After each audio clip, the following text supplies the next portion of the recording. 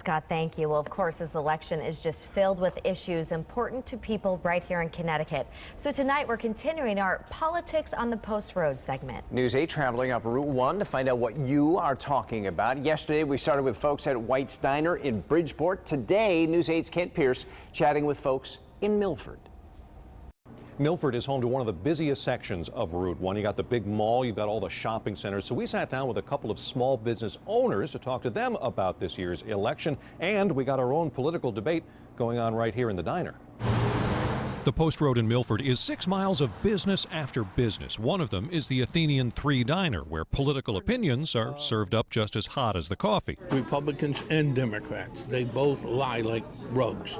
This last 8 years have divided this country, and I think Trump is really going to make America great again. Linda would not give me her last name, but did give me a lot of ways she thinks Donald Trump could bring Americans together. But at a nearby table, Diane disagrees. We're not as divided as the discussion in this country is taking place. Another Milford business, Atomic Kid, does not take food orders. It cooks up videos, animation, and game designs for big companies, some of which have struggled and look to cut spending. And when they start to go, maybe we don't need to spend money on the really great way of doing it. Maybe we can find a cheap way of doing it or do it ourselves. That's where we really get pinched. Owners Stephen and Ben say a lot of their own revenue is taken up by taxes. An accountant, I am not.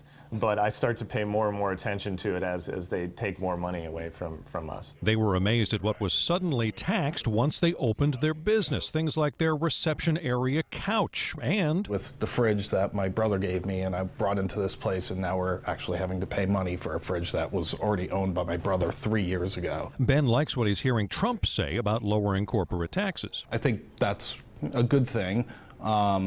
I don't know that necessarily helps overall because, again, you're lowering the revenue from the federal government standpoint. Therefore, if that money's not coming in, it needs to come from somewhere. Yes, yes. At Give the Dog a Bath on the Post Road, the business is less high-tech, but owner Deb is still worried about high costs. The regulations, the paperwork that you have to file, the things that you have to be aware of, they can be very daunting and take time away from building your business. She would also like the two sides to stop fighting like cats and, well, you know. Bipartisanship, not just within our capital, but when we're talking politics, because it just seems like you're either on one side or you're on the other, and there's no room for anybody to discuss anything.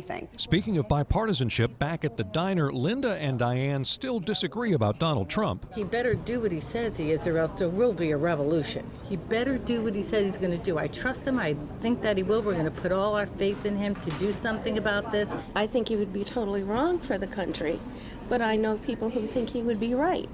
And we sit down and we talk about it. Which is exactly what happened when Linda got up and joined Diane at her booth. Now, I'm not saying the answer to all of the political divisiveness this year is to talk to me, but hey, it looks like it can't hurt.